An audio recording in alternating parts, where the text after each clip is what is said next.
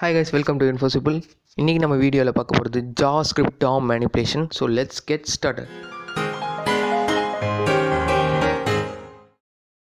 So first JavaScript DOM Manipulation முன்னாடி DOMனா என்னன்றதை நம்ம பார்த்துக்கலாம். Document object model. ஏற்கனவே நான் ஒரு வீடியோ DOM ஆர்கிடெக்சர் பற்றி போட்டிருக்கேன், முடிஞ்சால் போய் செக் பண்ணி பாருங்கள். ஆர்எல்ஸ் நான் இப்போ ஷார்ட் அண்ட் ஸ்வீட்டாக சொல்கிறேன்.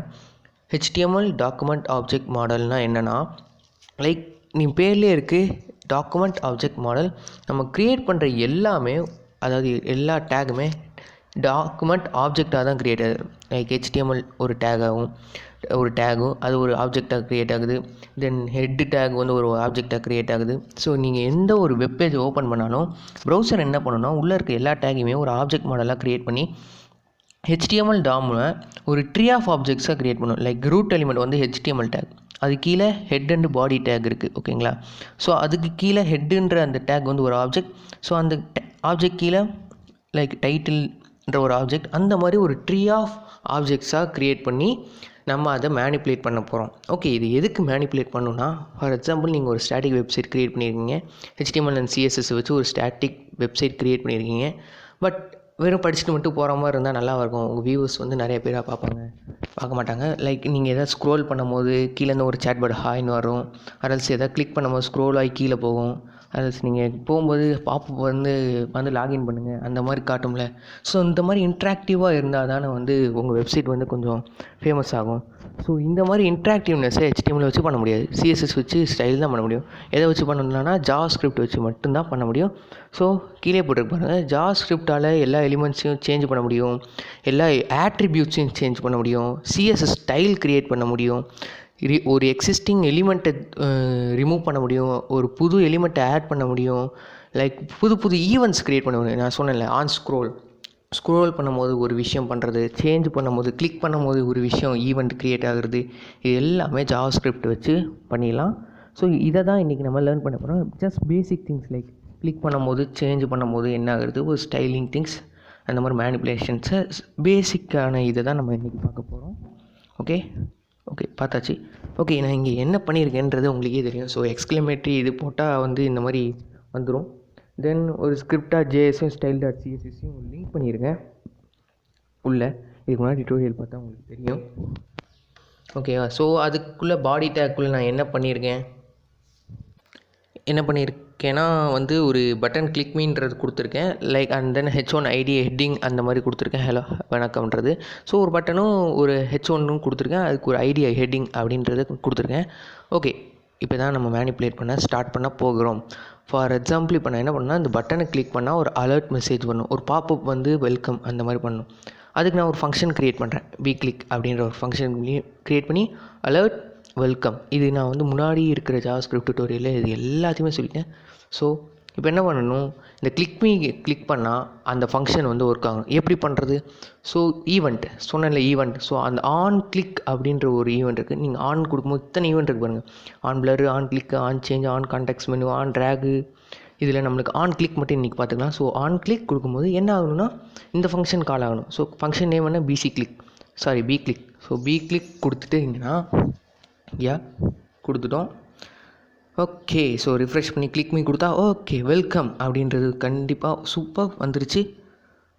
ஓகே, ஒரு சிம்பிளான விஷயத்த நம்ம பண்ணிட்டோம். இதெல்லாம் நான் முன்னாடி வீடியோவிலே பண்ணிட்டேன்.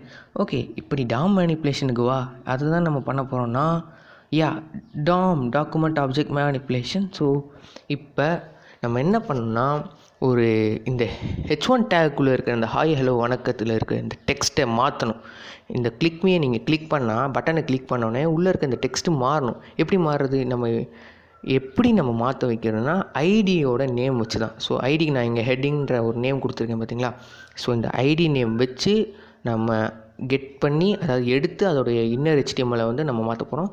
ஸோ நான் இதுலேயே உங்களுக்கு சொல்லிட்டேன். ஃபர்ஸ்ட் நமக்கு தெரிஞ்சது என்னதுன்னா, வெப்பேஜ் வந்து ஒரு டாக்குமெண்ட். ஸோ டாக்குமெண்ட்டாக தான் அது கண்டுக்கணும். ஸோ டாக்குமெண்ட் டாட் நம்ம என்ன பண்ண போகிறோம், நிறைய மெத்தட்ஸ் இருக்குது. ஐடியை நம்ம எடுக்க போகிறோம். So get element by ID, நிறைய மெத்தட் இருக்குது பாருங்கள். Get element by ID, get element by class name, tag name, நிறைய இருக்குது. பட் நம்மளுக்கு ஐடி தான். So get element by ID பார்த்துட்டு அந்த ஐடி நேம் என்ன, ஹெட்டிங். ஸோ அதை கொடுத்துட்டு நம்ம என்ன பண்ண போகிறோம், உள்ளே இருக்க டெக்ஸ்ட்டை தான் மாற்ற போகிறோம். ஸோ டாட் இன்னர் HTML அப்படின்னு கொடுத்துட்டிங்கன்னா ஸோ உள்ளே இருக்கிற HTML டேகுக்குள்ளே இருக்கிற அந்த கண்டென்ட்டை இப்போ நம்ம மாற்ற போகிறோம். ஈக்குவல் டு கொடுத்துட்டு இப்போ நான் வந்து welcome to info simple coders அந்த மாதிரி நான் கொடுக்குறேன் பாருங்கள். ஓகே, ஸோ இப்போ என்ன ஆகும்னா இந்த கிளிக் மீன்ற இந்த பட்டனை கிளிக் பண்ணும்போது இந்த பி கிளிக் வந்து ஆக்டிவேட் ஆகும், இந்த கால் ஆகும். ஸோ உள்ள என்ன ஆகும், document dot get element by ID அந்த ஐடி நேம் டாட் தென் உள்ளே இருக்கிறது மேனிப்புலேட் ஆகும். வா, மேனிப்புலேட் ஆயாச்சு, சூப்பர்.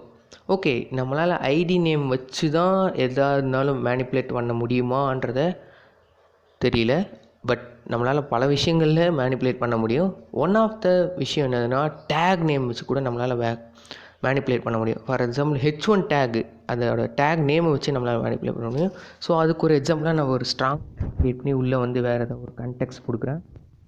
குட் மார்னிங் அப்படின்னு நான் கொடுக்குறேன்னு வச்சுக்கோங்க. இந்த ஸ்ட்ராங் டேக் நேமை வச்சு டாம் ஆப்ஜெக்ட் வச்சு மேனிப்புலேட் பண்ணுவாங்க, ஈஸி. ஸோ அதே தான் டாக்குமெண்ட் டாட் கெட் கொடுத்தீங்கன்னா நிறைய மெத்தட் வரும். ஸோ நம்மளுக்கு என்னென்னா take name, so get elements by tag name. பேர்லேயே நல்லா பார்த்துக்கோங்க, இது கெட் எலிமெண்ட் பை ஐடி கீழே வந்து காடி இருக்குது. ஒரே ஒரு ஃபஸ்ட் ஆப்ஜெக்டை மட்டும்தான் அதுக்கு வந்து ஃபெச் பண்ணும்.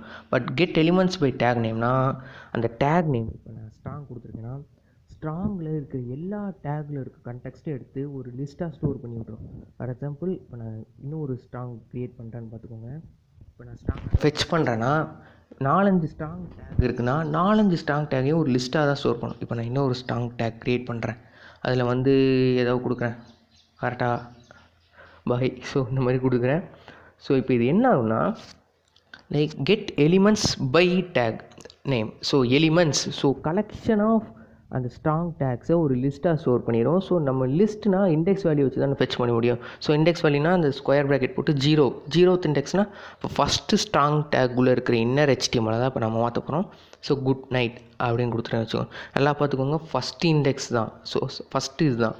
ஸோ குட் மார்னிங் வரட்டா பாய்னா இப்போ நான் கிளிக் பண்ணும்போது இந்த ஹாய் ஹலோ வணக்கம் மாறிடும், குட் மார்னிங் வந்து குட் நைட்டாக மாறிடும். நல்லா பாருங்கள், அந்த வரட்டா பாயின்றது மாறவே இல்லை. பிகாஸ் ஸ்ட்ராங் டேக்கோட கலெக்ஷன் தான் இது வந்து ஃபெச் பண்ணி கொடுக்கும். பட் இதுவே கெட் எலிமெண்ட் பை ஐடின்னு என்னென்னா நீங்கள் ஹெட்டிங் டேக்கே 4-5 ஹெட்டிங் ஐடி போட்டு இருந்தீங்கனாலும் ஃபஸ்ட்டு ஐடியில் இருக்கிற ஹெட்டிங், அதை ஃபஸ்ட் ஐடி மட்டும்தான் ஃபெச் பண்ணி ரெஃபரன்ஸாக இருக்கும். ஸோ இதுவே H1 ஐடி ஹெட்டிங் மாதிரி H2 ஐடிங் ஹெட்டிங் அப்படின்னு நீங்கள் கொடுத்தீங்கன்னா கூட ஃபஸ்ட் ஒன் மட்டும்தான் ஃபெச் ஆகும்.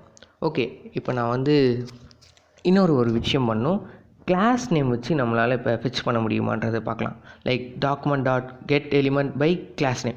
இதுலேயும் பாருங்கள் get elements by class name. So class name வச்சு கலெக்ஷன் ஆஃப் கிளாஸ் நேம் வச்சு தான் கிளாஸ் இது கலெக்ட் பண்ண முடியும். ஓகேங்களா, இதுவும் சேம் தான், டேக் நேம் மாதிரி தான். டேகுக்கு டேக் நேம் கொடுக்குறோம், இங்கே கிளாஸ் நேம் கொடுக்குறோம், அது ஒன்று தான் வித்தியாசம். ஸோ அதே மாதிரி இண்டெக்ஸ் வேல்யூ வச்சு ஃபெச் பண்ணி தான் நம்ம கொடுக்க முடியும். நல்லா நோட் பண்ணிக்கோங்க, கெட் எலிமெண்ட் பை ஐடினா நீங்கள் என்ன தான் பல ஐடி நேம், ஒரே ஐடி நேம் பல விஷயத்துக்கு கொடுத்தாலும் ஃபஸ்ட்டாக எதுக்கு கொடுத்துருக்கீங்களோ அதுதான் ஃபெச் ஆகும். அதுவே get elements by tag name, get elements by class நேம்னா அந்த கிளாஸ் நேமை நீங்கள் எத்தனை இதுக்கு கொடுத்தாலும் அதை மொத்தமாக கலெக்ட் பண்ணி ஒரு லிஸ்ட்டாக ஸ்டோர் பண்ணிடும். ஸோ அது மூலிமா நீங்கள் இண்டெக்ஸ் வேல்யூ வச்சு 0த்னா ஃபஸ்ட்டு வேல்யூ வந்து ஃபெச் ஆகிடும். 1 கொடுத்தீங்கன்னா செகண்ட் வேல்யூ, செகண்டுக்கு எந்த டேகுக்கு நீங்கள் கிளாஸ் நேம் இது கொடுத்துருக்கீங்க அந்த மாதிரின்றது ஃபெச் ஆயிரும். ஸோ இதான் அந்த விஷயங்கள், நம்ம நோட் பண்ண வேண்டிய விஷயங்கள். ஓகே, நீ இவ்வளோ நேரம் இன்னர் HTML கொடுத்து தான் வந்து எல்லாம் மாற்றிட்டு இருக்க, லைக் எடுக்கிற உள்ள டெக்ஸ்ட்டு வேல்யூ மட்டும் மாற்றுற, இது மட்டும்தான் நம்மளால் பண்ண முடியுமா? நோ, நம்மளால் இன்னும் ஒரு விஷயம் பண்ண முடியும், ஸ்டைல் பண்ண முடியும். CSS ஸ்டைலில் கூட மேனிப்புலேட் பண்ண முடியும். ஸோ இதுக்கு என்னென்னா அந்த get element by ID dot style dot, இங்கே பாருங்கள் நிறைய விஷயம் இருக்குது, அலைன், அனிமேஷன், பேக்ரவுண்டு, கலருன்ட்டு. நான் இப்போதைக்கு பேக்ரவுண்ட் கலர் கொடுக்குறேன் சிம்பிளாக இந்த வீடியோவில். நெக்ஸ்ட் போக இன்னும் நிறைய அட்வான்ஸ் லெவல் மேனிப்புலேஷன்லாம் பண்ணலாம். ஸோ இப்போ நான் பேக்ரவுண்ட் கலர் பிளாக்குன்னு கொடுத்துட்டேன். தென் பேக்ரவுண்ட் கலர் பிளாக்காக இருந்தால் எப்படி நம்மளுக்கு தெரியும்? ஸோ கலரை நம்ம வந்து ஒயிட்டுன்னு கொடுப்போம். So style dot colour equal to white.